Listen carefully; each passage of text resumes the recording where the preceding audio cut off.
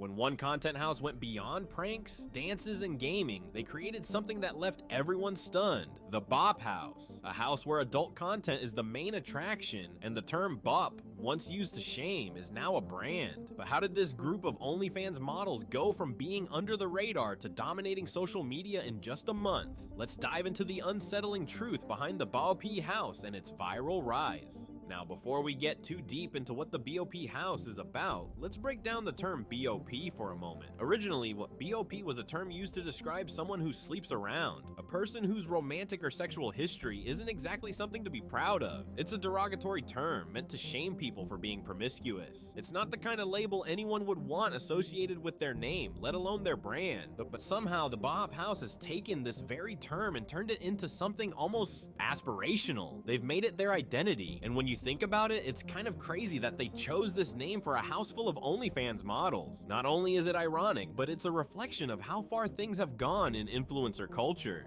The BOP House is a perfect example of how the internet has blurred the lines between fame, attention, and exploitation. Instead of being ashamed of the label BOP, they embrace it. In fact, they use it to make money, and not just any money, serious cash. The whole idea behind the house is to capitalize on the idea that people are willing to watch anything as long as there's a body involved. And that's exactly what they're doing. It's a whole new kind of content house, one that doesn't care about being respectable or dignified. They just want views, and they're getting them. So what exactly goes on inside the BOP House? Let's take a look at some of the members and see what kind of content they're putting out. The BOP House was created in December 2023, making it one of the newest additions to the content house landscape. But don't be fooled by the short history of this group. Its impact has been huge. In less than a month, the house has already amassed over 1.2 million followers on TikTok, with each video regularly hitting millions of views. And what kind of content are they posting to achieve this kind of success? Well, let's just say it's not your typical viral challenge or prank video. Instead, the BOP House is all about pushing boundaries in ways that we've never seen before. You've got women flaunting their bodies, sure, but it's more than that. The entire house is centered around adult content and promoting OnlyFans, a platform where creators sell intimate content directly to their subscribers.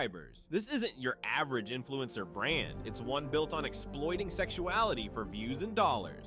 But here's the kicker: the BOP House isn't just about making adult content. It's about marketing that content in ways that feel almost too extreme. They've built their brand around the idea that the more you expose, the more you'll get in return. And clearly it's working. The BOP House has proven that people will watch anything, as long as there's controversy attached to it. They've taken the art of viral marketing to a new level, using their bodies, their personalities, and even their family members to drive traffic to their OnlyFans pages. So what's next for the BOP House? Well, let's take a look at the key players involved and see how they're making this wild ride work. When we talk about the BOP House, there are two names that stand out above the rest: Sophie Rain and Camilla Oro. These two are the face of the house, the ones driving the content and the marketing strategy that's made this house go viral. They've each built their careers on OnlyFans, and now they're using their platform to create something even bigger. First up, let's talk about Sophie Rain. To some, she's considered the final boss of OnlyFans creators. And when you hear how much she made in 2023, it's not hard to see why. Sophie earned an estimated $40 million from her OnlyFans account last year. That's right, $40 million. And what's even crazier, she's not doing anything revolutionary. She's just showing skin. Sophie's success comes from a combination of strategic branding, a loyal fan base, and a content strategy that's focused on showing just enough to keep people hooked without revealing too much. But here's where things get even more interesting. Sophie has marketed herself as a virgin, claiming that she's never given herself to anyone sexually. This fact has somehow become part of her appeal. There's something alluring about the idea that she's making millions just by taking off her clothes while still keeping the most intimate parts of herself private. It's a controversial move, but it works. Sophie has become a kind of figurehead for this new wave of content creators who make their money off their bodies without feeling the need to go all the way. Then there's Camilla Oro. If Sophie Rain is the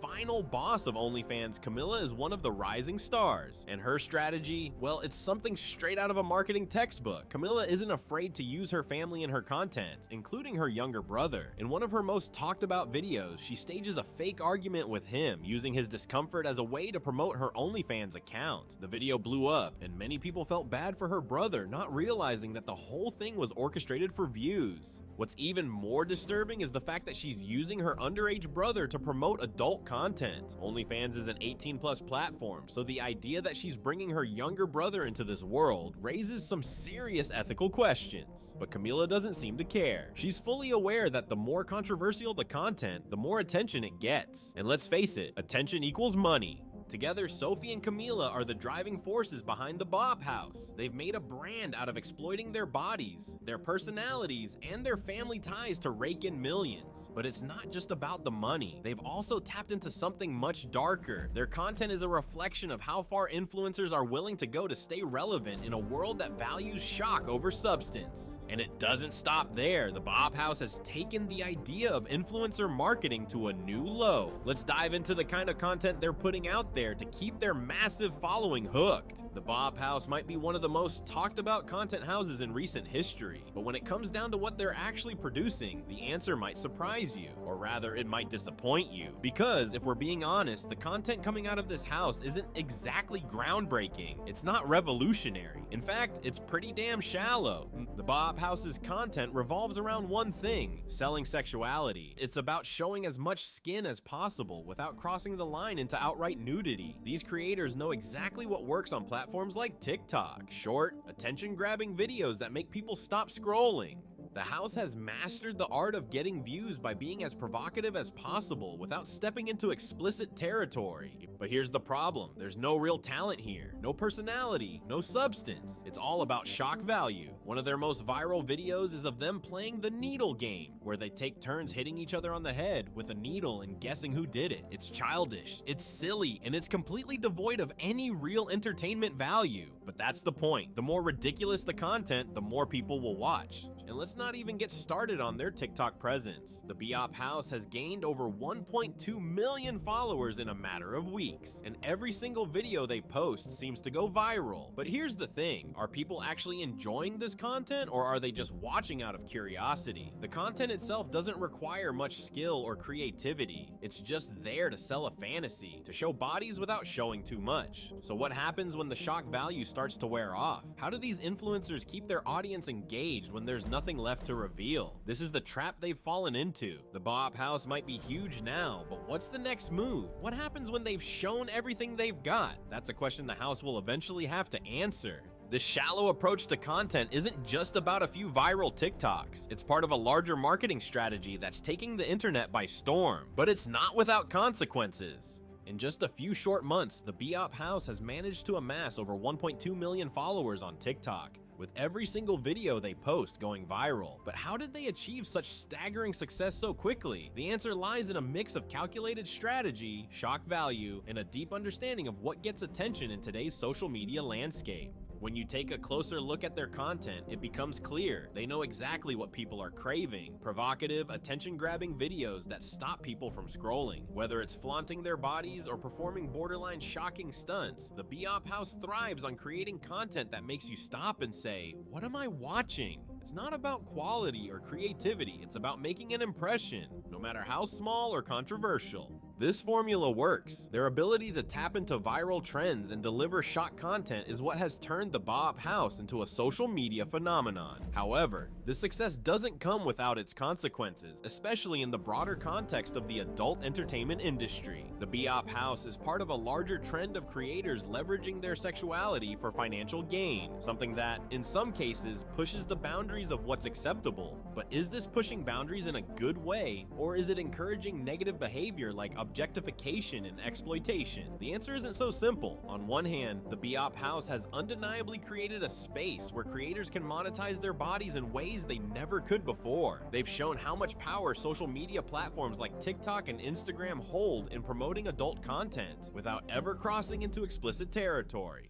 On the other hand, the objectification of women's bodies as a form of entertainment is a dangerous trend. The BOP House is at the forefront of a movement where the value of a woman is increasingly being reduced to her appearance and sexual appeal. This creates a toxic environment where creators might feel pressured to go further with their content, sacrificing their dignity for views and subscribers. For viewers, the effects are just as troubling. The normalization of adult content on mainstream platforms creates a culture of consumption that treats people, especially especially women, as commodities. This further erodes the boundaries between what's considered entertainment and what's considered exploitation. The BOP House may have found viral success, but it's also raising important questions about the ethics of this new wave of influencer marketing and its long-term effects on both creators and consumers. And when it comes to the way these creators treat each other and their audiences, things start to get even messier. BOP House has taken viral marketing to a whole new level with their TikTok auditions, and it's hard not to question the ethics behind it. The so-called call for new members appears on the surface to be a legitimate opportunity for influencers to join a rising trend, but in reality, it's a carefully constructed marketing ploy designed to boost the visibility of the BOP House even further. These auditions are nothing more than a staged spectacle, crafted to draw attention and get more people talking. What makes these auditions truly bizarre is the absurd lengths people are willing to go to just for a shot at joining the BOP House. It's not about talent, personality, or even originality. Instead, the auditions are centered around degrading stunts, embarrassing skits, and hypersexualized performances, essentially reducing one's dignity to a social media spectacle. Some of the people auditioning seem willing to sacrifice their self-respect just to be noticed, showing how far the BOP House has pushed the boundaries of self-exploitation. But what's even more unsettling is how the BOP House is able to manipulate viewers and potential candidates into generating content that benefits them. By making these auditions open to the public, they're able to get thousands of TikToks made by people who, in hopes of being selected, create videos that promote the BOP House for free. These audition videos don't just serve as a showcase for potential members, they're used as a viral marketing tool to keep the conversation going, increasing engagement and visibility. It's a clever, albeit morally questionable tactic. The BOP House doesn't have to lift a finger to get more people talking about them. They've already figured out how to get the people themselves to do it. In essence, it's a feedback loop of promotion, where the more people degrade themselves for a chance at fame, the more the BOP House thrives. The result? A never-ending cycle of viral content and growing popularity, all driven by people's desperation to be part of something controversial and attention-grabbing. The exploitation of this vulnerability is disturbing, but it's undeniably effective. However, as the BOP House continues to manipulate its audience, it leaves one key question hanging. How much longer can this exploitation be sustained before it all unravels? And while the audition tactics may be getting the job done, there's another aspect of their content strategy that's even more shocking. The rise of influencer culture has led to the monetization of personal lives, with some of the most controversial content rooted in intimacy and sexuality. The BOP House is a prime example of how influencer culture exploits this dynamic, pushing the boundaries of both content and personal sacrifice. While some may see it as self-empowerment, the truth is darker. It reflects a larger trend of commodifying intimacy. Platforms like OnlyFans allow creators to capitalize on their personal lives, sharing their private moments for money. While some choose this route consciously, the BOP House goes further, using manipulation, desperation, and voyeurism to thrive. These influencers chasing fame and money are increasingly sacrificing their dignity and boundaries. The BOP House thrives on pushing people to their breaking point, turning vulnerability into profit. This trend isn't isolated to the BOP House. It's a widespread issue in social media and adult entertainment. Whether influencers post sexualized content or adult stars build brands around their personas, the line between intimacy and public performance is blurring. Platforms reward attention-seeking behaviors, pushing creators to abandon privacy for likes, shares, and followers. The damage often goes unnoticed, or worse, ignored. Influencers starting out may be drawn to the allure of fast money, fame, and recognition.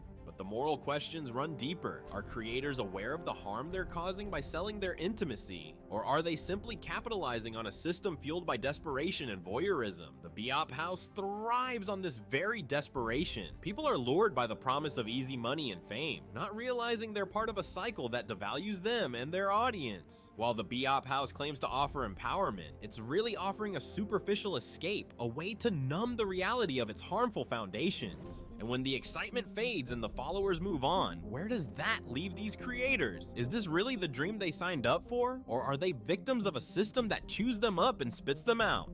The consequences of this exploitation aren't immediate, but they're inevitable. As the BOP House gains more attention, the impact may become clearer. The real question is, will they handle the aftermath when the spotlight fades? But but there's a deeper concern, something even more troubling than just the exploitation. The BOP House stands as an extreme and disturbing example of influencer culture gone wrong, a toxic blend of adult content, viral marketing tactics, and even the manipulation of family members for the sake of internet fame. What started as a group of individuals attempting to capitalize on the allure of OnlyFans has escalated into something much more alarming. The content may promise fame and fortune, but the reality is a calculated system of exploitation, where personal boundaries, dignity, and even familial relationships are sacrificed for likes, shares, and views. What makes the BOP House particularly unsettling isn't just its explicit content, it's the way it showcases the darker side of influencer culture, where everything, including intimacy, becomes a product. It's an unnerving reminder of how far some people will go for social media attention, and how dangerous this can be when the lines between personal life and public spectacle become too blurred. This house may be the latest shock value trend, but its existence raises the unsettling question: